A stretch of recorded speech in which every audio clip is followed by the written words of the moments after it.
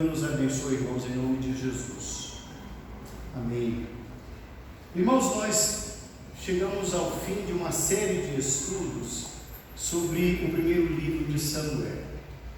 Foram 15 mensagens com esse tema. Nós estávamos cada vez mais aprendendo sobre como Deus age por meio de pessoas. Deus usa pessoas. Essa foi uma frase que eu repeti bastante ao longo das mensagens. Deus usa pessoas.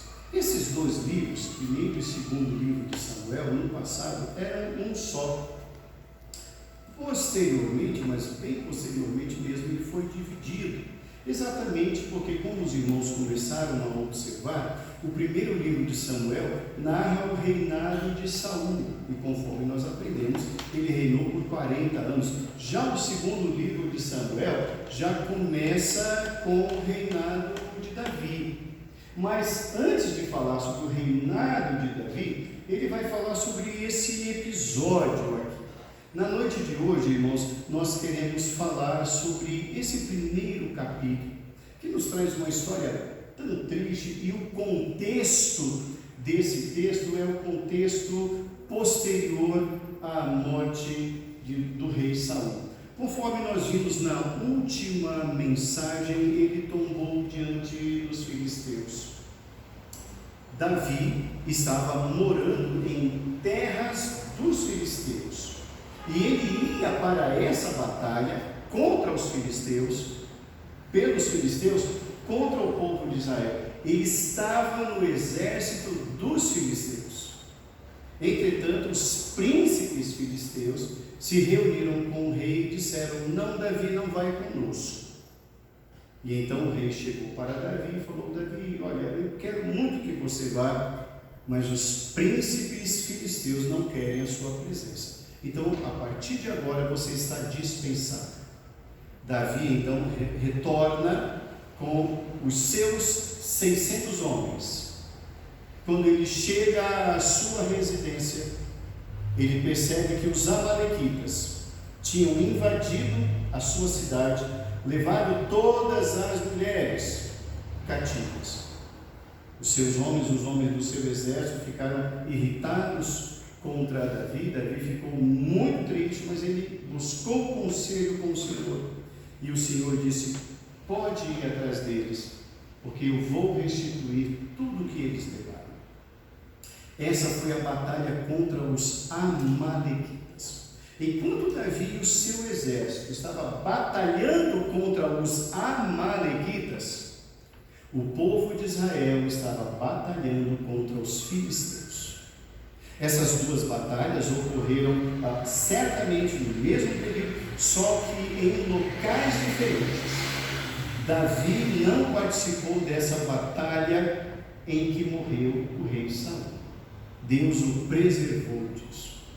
Pois bem, na batalha contra os filisteus, os 3 filhos do rei Saul são atingidos mortalmente.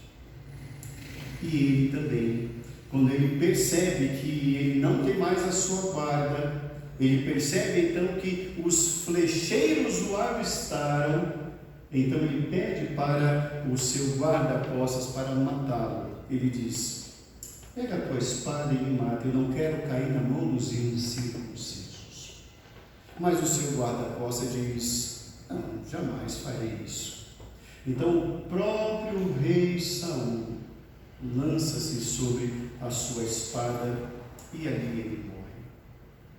O narrador diz que quando o seu guarda-costas, o seu escudeiro, aquele que era preparado para proteger o rei, percebe que o rei Saul é morto, ele então tira a sua própria vida.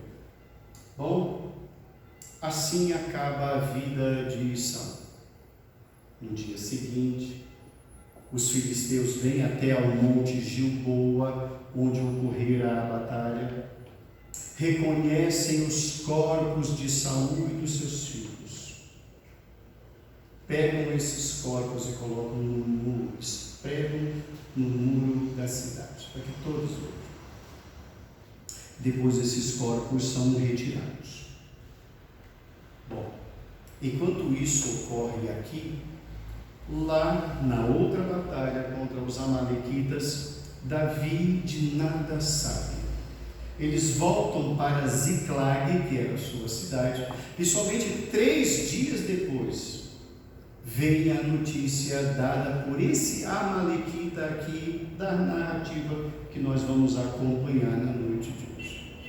Ele chega com uma roupa muito amassada, terra sobre a cabeça, em sinal de luto, se apresenta diante de Davi e diz: eu tenho uma notícia triste para dar. E a notícia é que o rei Saul e seu filho Jonatas morreram.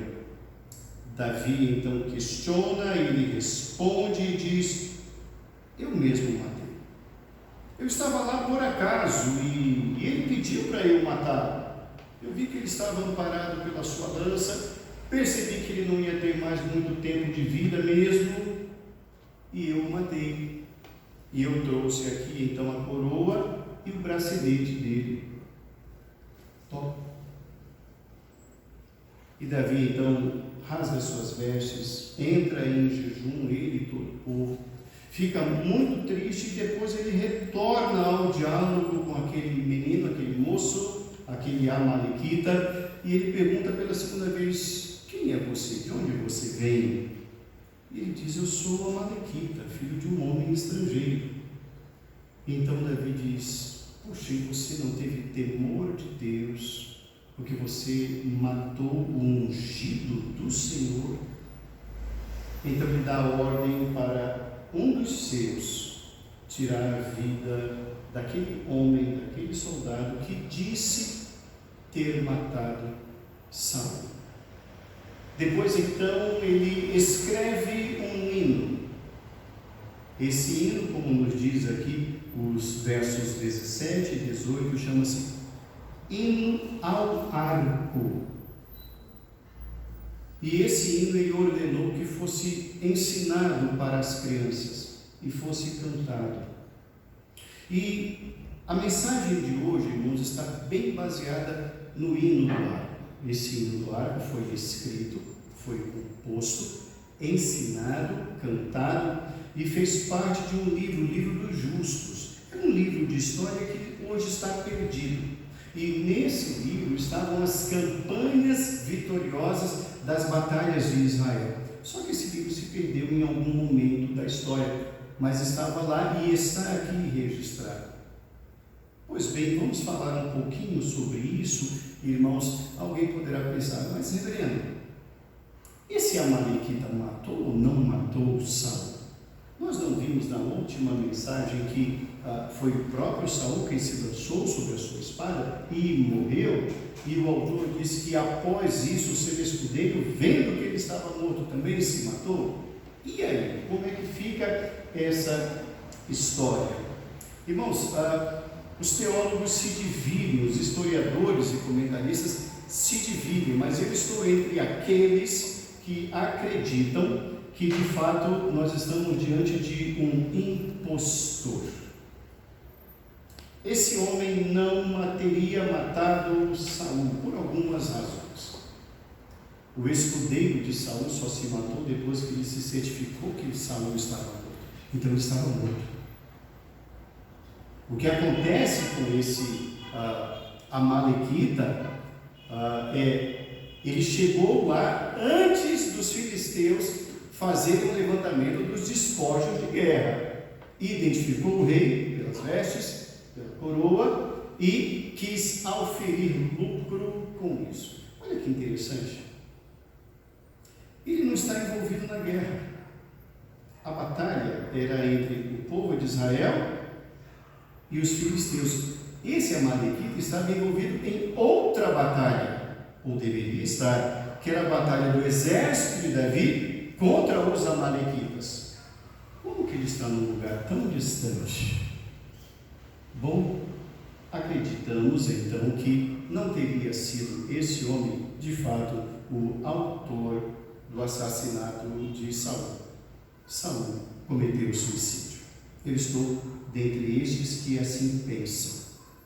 Agora, olha que interessante ainda. Por que esse garoto morreu, esse homem morreu, se ele não matou então a reverendo? porque ele disse que o matou. Então, por conta disso, ele perdeu a sua própria vida. Na noite de hoje, irmãos, na nossa reflexão, nós queremos falar sobre o hino ao ar. Como reagir diante das perdas? Como reagir diante das perdas? Nós estamos diante de um contexto que é de perdas. Davi perdeu seu rei. Quem era o rei? O rei Saul. Davi perdeu seu melhor amigo. Quem era o seu amigo? Príncipe Jonatas. Dia de perdas. Como reagir às perdas? A primeira lição que nós aprendemos nesse texto, irmãos, a partir do canto do hino ao ar, é: não tire proveito das situações. Não tire proveito das situações. Volte o seu olhar para os versos 9 e 10. Os versos 9 e 10 nos dizem assim: então me disse, arremete contra mim e mata-me, pois me sinto vencido de cãibra, mas o tino se acha ainda todo em mim. Arremessei-me, pois, sobre ele e o matei, porque bem sabia eu que ele não viveria depois de ter caído. Tomei-lhe a coroa que trazia na cabeça e o bracelete e os trouxe aqui ao meu Senhor. Essas são palavras do Amalequita, que disse ter feito o que fez. O que nós estamos aprendendo aqui, irmãos, é que no momento de perda, sejam elas quais forem, não se aproveite das circunstâncias, não seja um oportunista. É o papel desse Amalequita aqui. Esse Amalequita, conforme eu disse alguns minutos atrás, na minha opinião humilde, ele não matara Saul, mas ele estava lá, ele chegou lá antes dos filisteus, repito o que eu falei agora alguns minutinhos atrás, e ele então toma posse, ele se apropria de objetos que identificam Saul: a coroa e o bracelete reais. Pois bem, quando ele está diante desse quadro, ele, Amalequita, ele sabe o que o seu povo Amalequita perdeu para Davi na batalha, e ele pensou: Davi é forte, Davi é rico, Davi é poderoso, isso aqui nas mãos dele, eu sou o cara, eis que eu vou me apresentar diante de Davi. E então ele se aproveita daquele momento. É um momento de perda, mas ele quer lucrar com isso, ele quer capitalizar essa perda, ele quer se beneficiar dessa situação, e ele vai em busca disso. Nos diz o texto que ele se apresenta, ele se veste adequadamente. A sua roupa é rota, é suja, é amassada, é suada, transparece a vida de alguém que está sofrendo, que escapou. Ele não estava em luta, ele não estava em batalha, ele era um negociante, ele era um personagem, ele vestiu um personagem. Estava pronto para o cenário se daria diante de Davi, e ele o faz. Ele chega a caracterizar, como diz o texto, que ele coloca inclusive areia sobre a sua cabeça. Então ele está caracterizado como alguém que é um sobrevivente. Ele diz: eu consegui fugir. Não, ele não fugiu. Ele está se aproveitando, ele é um aproveitador, ele é um oportunista. Ele sabe muito bem do seu povo. O seu povo, os Amalequitas, enquanto Davi estava com o seu exército, ainda se apresentando para a batalha para os filisteus contra o povo de Israel, os Amalequitas invadiram a cidade de Ziclag e levaram todas as mulheres, inclusive as mulheres de Davi. De todos os soldados também levaram consigo. Só que depois, conforme nós já vimos, tudo foi devolvido numa batalha que os Amalequitas perderam e foram humilhados. Os Amalequitas estão destruídos. aquele momento é o momento oportuno de se levantar. Esse menino não tem mais casa, agora ele pode habitar no palácio do futuro rei. Eu vou lucrar com isso. Diante das perdas, não seja um aproveitador. Não surfe a onda que não é sua. Não vá na vibe dos outros. Esse menino foi, esse homem foi. Um derrotado querendo crescer. Então ele inventa uma história. Ele é criativo, ele é inteligente, ele é astuto, ele é sagaz. Ele cria então a história, conforme nós lemos aqui, mas ele inventa, ao inventar essa história, ele está pretextando, ele está anunciando algumas coisas, algumas virtudes dele. Ele está dizendo: eu sou corajoso. Vejam só, eu estava na batalha. Eu sou corajoso, eu sou ousado, mas eu sou obediente ao rei. Ele pediu para eu matar, eu matei. Então eu sei trabalhar debaixo de ordens. Olha que interessante. Eu sou um homem virtuoso, vejam bem. O senhor não me conhece, mas permita-me a apresentação. Eu fui leal ao rei Saul. Serei leal ao futuro rei de Israel. Só que o que ele não sabia é que o que estava para acontecer nos minutos que se seguiriam, enquanto ele estava ali armando uma história, contando uma história, se tentando tirar proveito daquela situação, na verdade, sem saber, ele estava vivendo seus últimos instantes. Estava contemplando face a face aquele que sim seria o futuro rei, mas a ele não serviria. Aquele homem é punido pela sua mentira. Ele é punido por ter dito o que fez, mesmo sem tê-lo feito. Enfrentamos as perdas, as tragédias, mas não dessa maneira. Não tire proveito das situações. Não seja um oportunista. Uma segunda lição que nós aprendemos desse texto, irmãos: mesmo diante das perdas, segunda lição, reconheça os valores dos combatentes. Reconheça os valores dos combatentes. Volte a seu olhar para os versos 19, 22 e 25. Verso 19: a tua glória, ó Israel, foi morta sobre os teus altos. Como caíram os valentes. 22: sem sangue dos feridos, sem gordura dos valentes, nunca se recolheu o arco de Jonatas, nem voltou vazia a espada de Saul. Verso 25: como caíram os valentes no meio da peleja. Jonatas, sobre os montes, foi morto. 27: como caíram os valentes e pereceram as armas de guerra. Conforme nós vimos, irmãos, ao longo de toda a série de mensagens sobre o primeiro livro de Samuel, Saul tinha uma obsessão, e a sua obsessão chamava-se Davi. Ele perseguiu Davi o quanto pôde, e Davi poupou a sua vida por diversas vezes. Já vimos isto fartamente nas mensagens anteriores. Aqui poderia Davi dizer: uau, agora é a minha hora, a hora da revanche. Não, é uma perda. Na perda ele chama aquele homem de valente.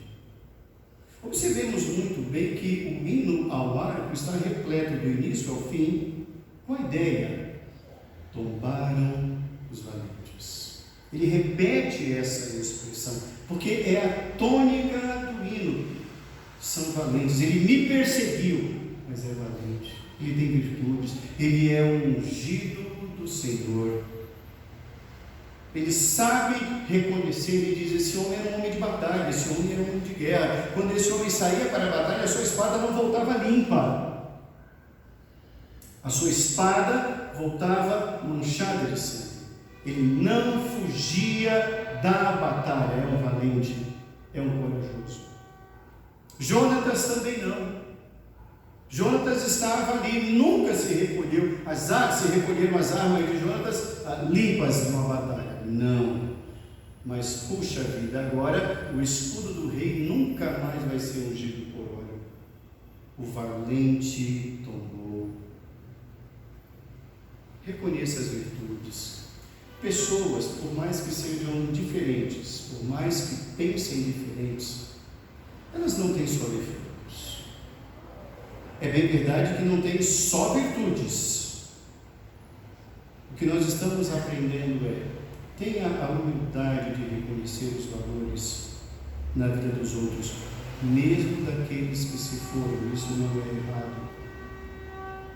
Não é uma missa de corpo presente, é o reconhecimento humilde das virtudes de um homem ungido do Senhor. Davi, conforme nós bem aprendemos, irmãos, Davi nunca teve nada contra Saul, nós bem sabemos, mas ele não tem lugar no seu coração para se alegrar com a notícia da morte do ungido do Senhor. Não importa se ele quer me perseguir, não importa se ele está me perseguindo, não importa se ele não me daria uma chance. O que importa é que ele é um ungido do Senhor. Eu não tocá-lo-ei. Quando aquele homem se aproxima e diz: eu o matei, ele diz: você não poderia tê-lo feito. Você não tremeu diante disso? Aquele homem esteve na minha mão algumas vezes. Eu não toquei no ungido do Senhor. Você não é digno de permanecer vivo. Aquele homem era um valente. Aquele homem era um servo. Pecador, errado, mas era um servo. Ele trata de ressaltar as qualidades guerreiras do rei Saul, as qualidades guerreiras do seu amigo, o príncipe Jonatas. Ele ressalta uma das expressões, talvez uma das mais sensíveis do hino ao árabe: pai e filho, juntos, angustiados, uma agonia tomando conta do coração do filho que ficava antes do pai para proteger o pai. E ele deu a sua vida pelo pai. Ele morreu protegendo o seu pai. Restava agora, além de Jonatas, os outros 2 filhos mortos, os 3 filhos de Saul mortos naquela batalha. Restava apenas o escudeiro. Saul não tinha mais o que fazer. Ele sabe que Jonatas era um grande soldado. Jonatas tombou. Não há mais o que fazer. O último pedido do rei me mata. O último pedido. Pai e filho lutaram e tombaram juntos. E Davi diz isto: Saul e Jonatas, verso 23, queridos e amáveis, reconheça as virtudes, reconheça os valores. A quem honra, honra. Saul e Jonatas, queridos e amáveis, tanto na vida como na morte, não se separaram. Eram lépidos, eram rápidos, eram ligeiros, mas tombaram. Quanta perda, quanta lamentação. Mesmo na perda, reconheça as virtudes. Uma terceira lição que nós aprendemos nesse texto aqui, irmãos, sobre enfrentando as perdas saiba cuidar e sarar as suas próprias feridas. Aprenda a cuidar e sarar as suas próprias feridas. Volte o seu olhar para o verso de número 2.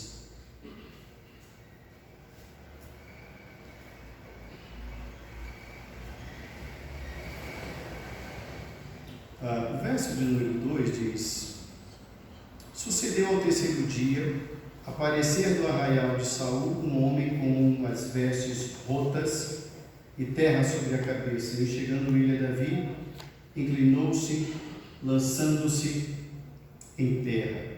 Agora eu chamo a sua atenção para o 22.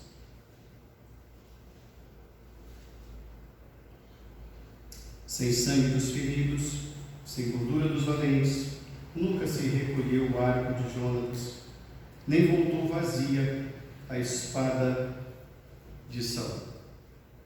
12 agora.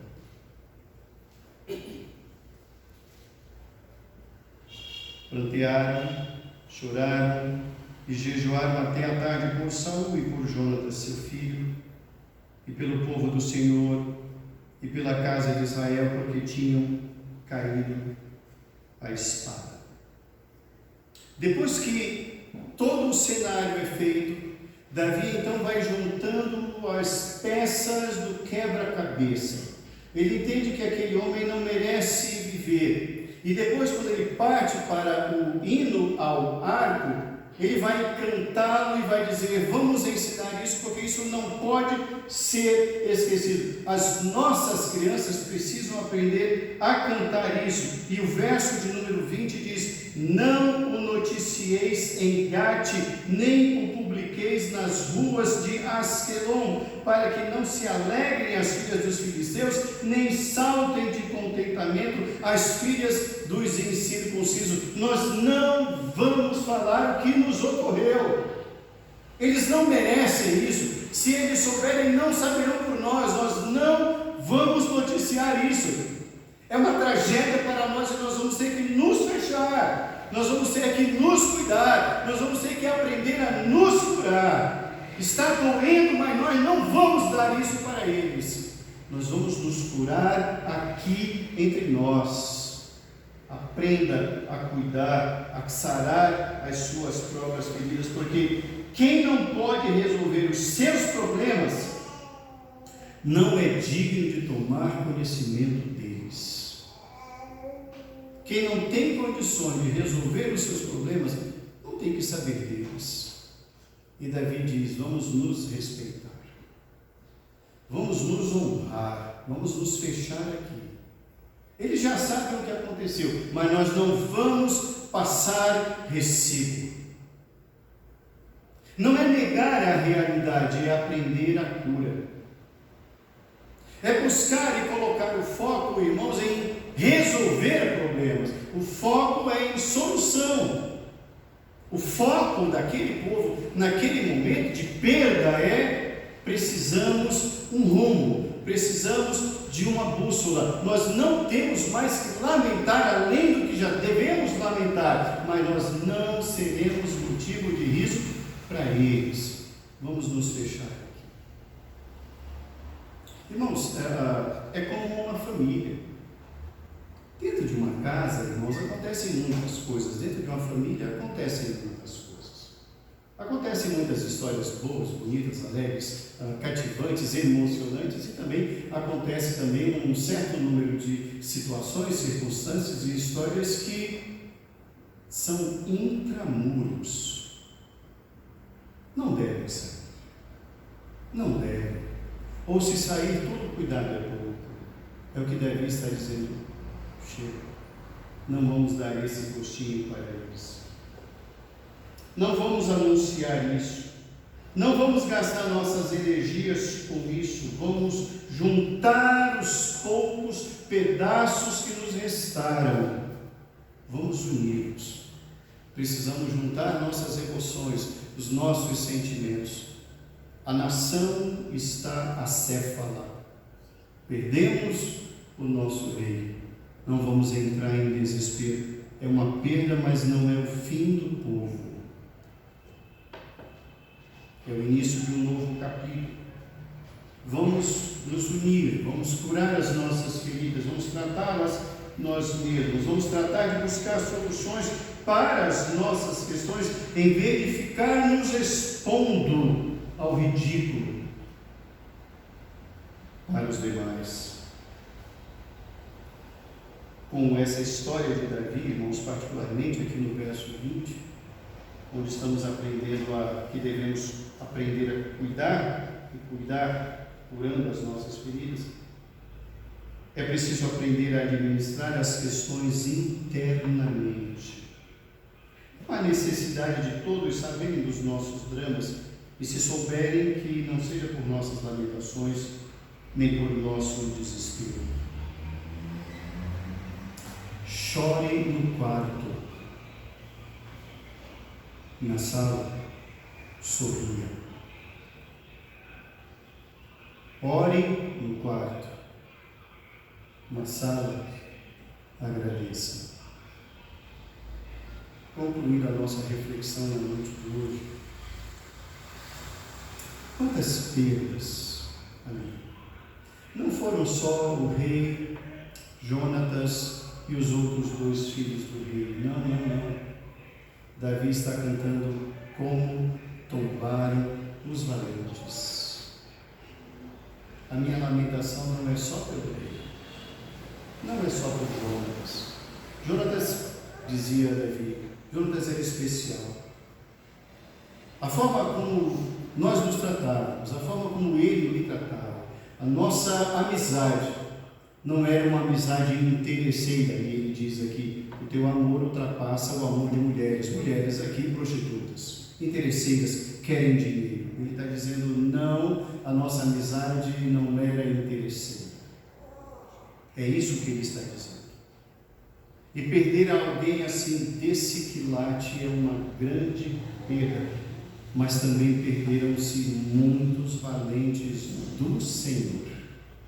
E o Senhor permitiu muitas perdas. Irmãos, todos nós, olhando para trás, para o retrovisor da nossa vida, todos nós temos sim um elenco de perdas. Desde quando nós nos lembrarmos da nossa infância, de coisas que hoje podem parecer tolas, mas que no passado nos doeram muito, mesmo uma partida de futebol, ou uma boneca de pano, ou qualquer outra coisa que hoje pode ser algo desprezível, mas que nos fez chorar no passado, que nos fez lamentar no passado. Quantas pessoas queridas nós podemos elencar aqui como perdas? Como reagir às perdas? As perdas, irmãos, nós tivemos e as teremos no futuro. Outros também nos hão de perder. Como lidar com isso? Como lidar com as emoções? Não seja um aproveitador. Isso pode custar muito caro. Nunca faça isso. Não tire proveito de circunstâncias. Aprendemos já sobre isso. Não se aproveite da fragilidade do outro. Falamos bastante sobre isso. Apesar de diferentes pensamentos, de diferenças dentro do lar, reconheça as virtudes, reconheça os valores, saiba reconhecer a valentia, mesmo errada. É uma virtude, é uma característica da pessoa. E sobre todas as coisas, foque em solução.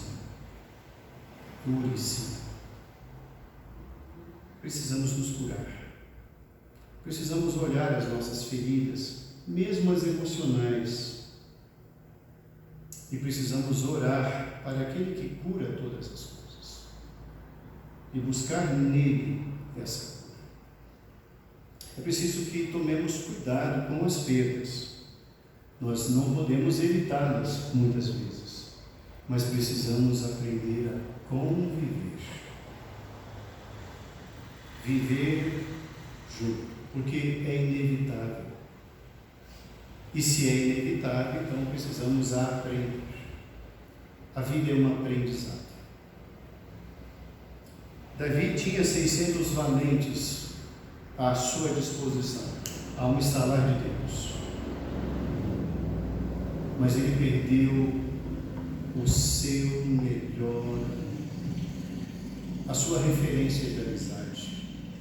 Eu lhe pergunto, quem é a sua referência de amizade?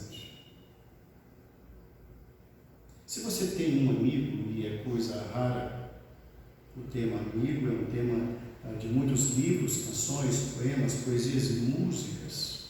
Amigo é coisa para se guardar, debaixo de 7 chaves, já cantou um poeta. Quem é o seu amigo? Você tem amigos? Você valoriza o seu amigo? Você conversa com o seu amigo? Valoriza, você encontra tempo para o seu amigo? A amizade de Jonatas e Davi floresceu mesmo no momento mais terrível, mais difícil. Mesmo em todas as circunstâncias que ambos viviam, eles encontravam uma maneira de se encontrar, mesmo no deserto, para celebrar a amizade. Até que houve o último encontro que nós também já tratamos anteriormente. Eles não sabiam, mas aquele foi o último encontro. Eles não sabiam, mas aquele foi o último abraço. Eles não sabiam, mas foi a última vez que aqueles olhares se encontraram no momento de dor. Perdas, perdas, perdas. Que Deus nos abençoe, irmãos, e nos prepare para isso. Que saibamos aproveitar as oportunidades, mas que nós não sejamos aproveitadores jamais. Que Deus nos fortaleça, que Deus nos dê amigos, que Deus nos torne amigos, que Deus nos faça amigos. Se nós fizermos aqui um elenco de características que nós queremos ter num amigo, nós vamos elencar aqui talvez uma página e meia de um caderno ou mais. Queremos que ele seja presente, prestativo, sincero, leal, etc, etc, etc. E a grande pergunta é: nós somos isso para os outros? Somos assim para com eles? Abrimos o nosso coração? Somos confiáveis? Que Deus nos abençoe e nos dê o privilégio de aumentarmos a nossa amizade com o nosso Senhor Jesus. Ele sim é o amigo por excelência, o modelo. E que por meio desse modelo nós também sejamos e tenhamos amigos em Cristo Jesus. Que Deus nos abençoe em nome de Jesus. Amém.